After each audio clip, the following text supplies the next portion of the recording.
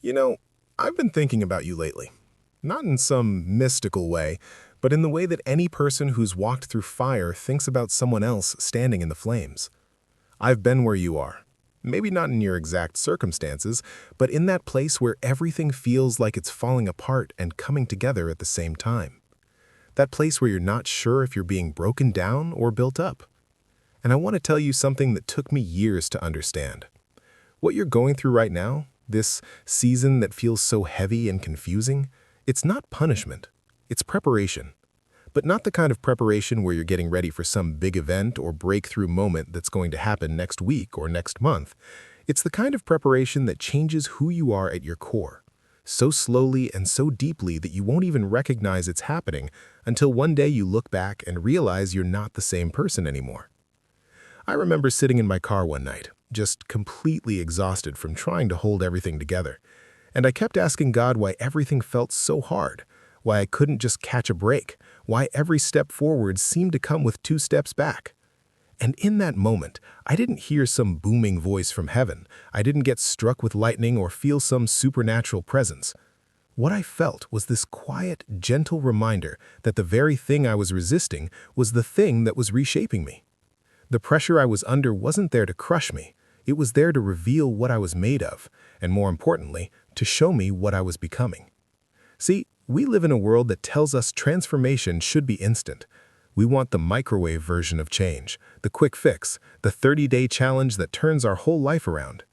But real transformation, the kind that lasts, the kind that reaches down into the depths of who you are and pulls out someone you never knew existed, that takes time. It takes patience. It takes a willingness to sit in the uncomfortable middle space between who you were and who you're becoming. And that's where most people give up. Not because they're weak, but because nobody told them that the middle is where the real work happens. I think about the passage in Romans where Paul talks about how suffering produces perseverance, and perseverance produces character, and character produces hope. And for the longest time, I read that and thought it was just a nice progression, a spiritual equation that made sense on paper. But when you're actually in it, when you're in the suffering part, you don't feel perseverance growing. You feel like you're barely surviving. You feel like you're holding on by a thread, and even that thread is fraying.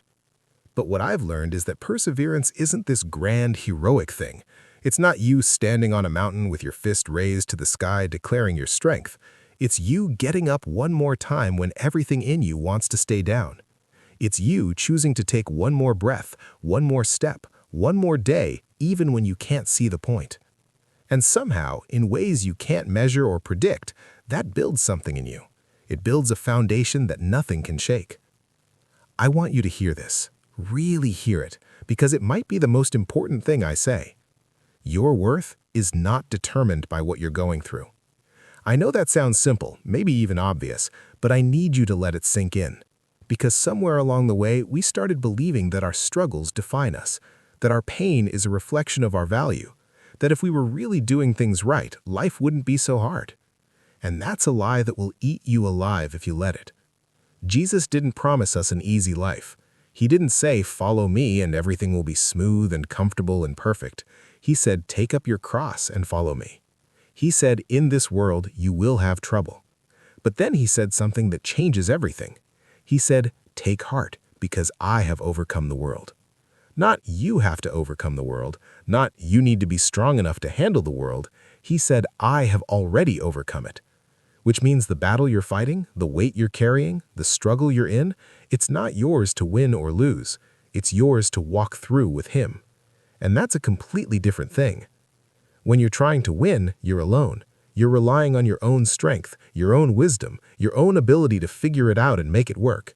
And when you inevitably fall short, because we all do, you feel like a failure.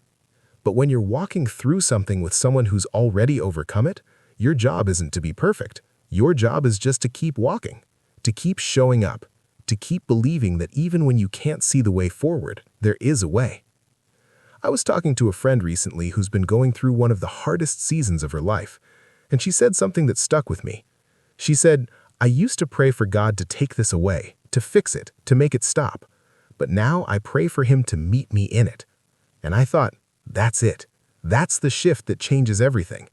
Because when we're constantly praying for our circumstances to change, we're missing the fact that God is trying to change us.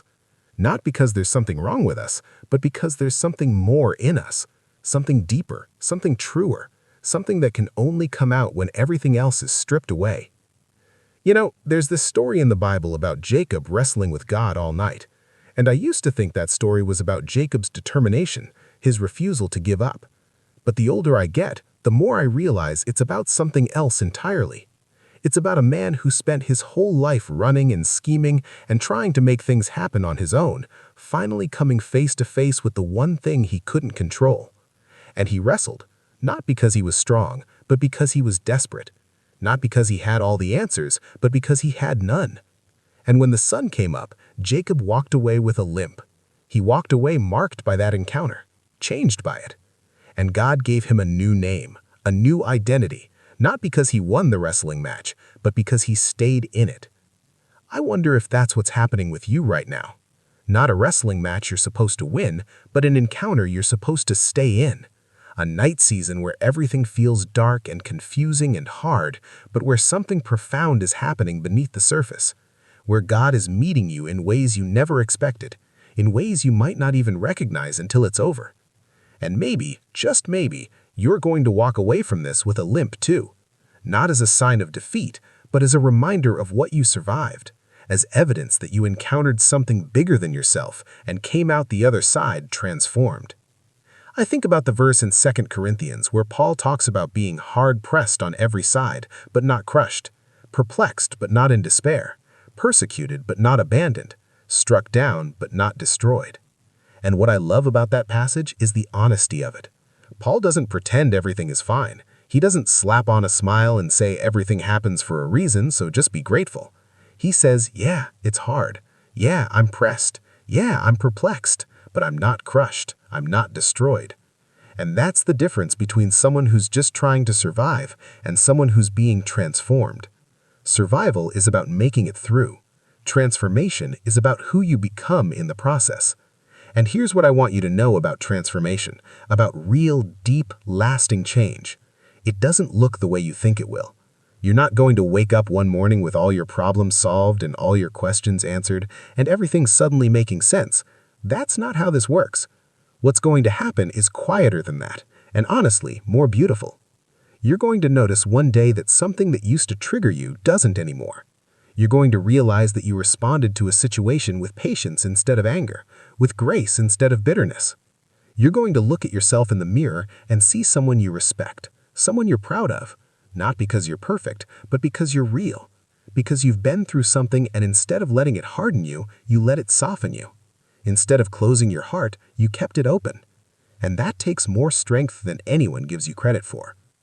There's a verse in Ezekiel where God promises to take away our heart of stone and give us a heart of flesh. And I used to think that meant making our hearts soft and tender and easy to love with. But the more I sit with it, the more I realize it means making our hearts alive. Because a heart of stone doesn't feel anything. It's protected, sure, but it's also dead.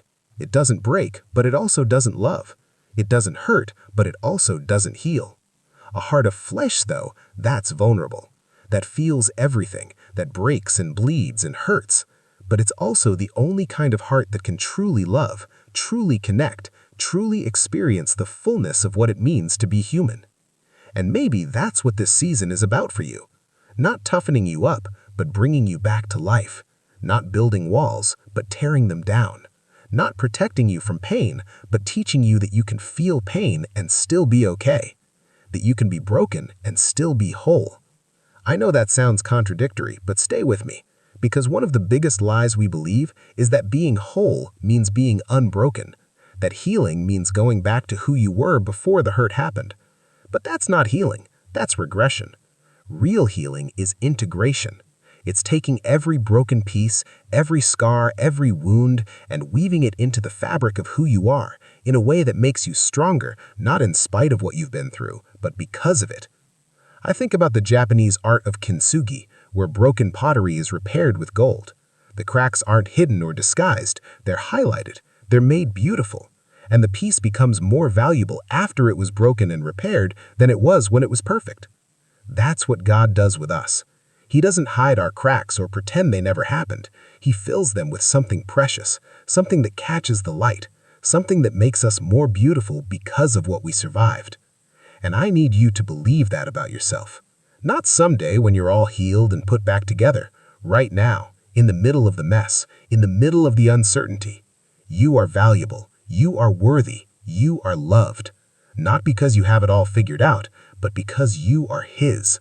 And nothing, absolutely nothing, can change that. I want to take a moment here to ask you something. If this is resonating with you, if you're feeling seen or heard or less alone, would you do me a favor and leave a comment? Just a word, a thought, something that's stirring in you right now. Because I believe that when we share our stories, even in small ways, we create space for healing, not just for ourselves, but for everyone who reads them. And if you haven't already, consider subscribing. Not because I need the numbers, but because I want to keep having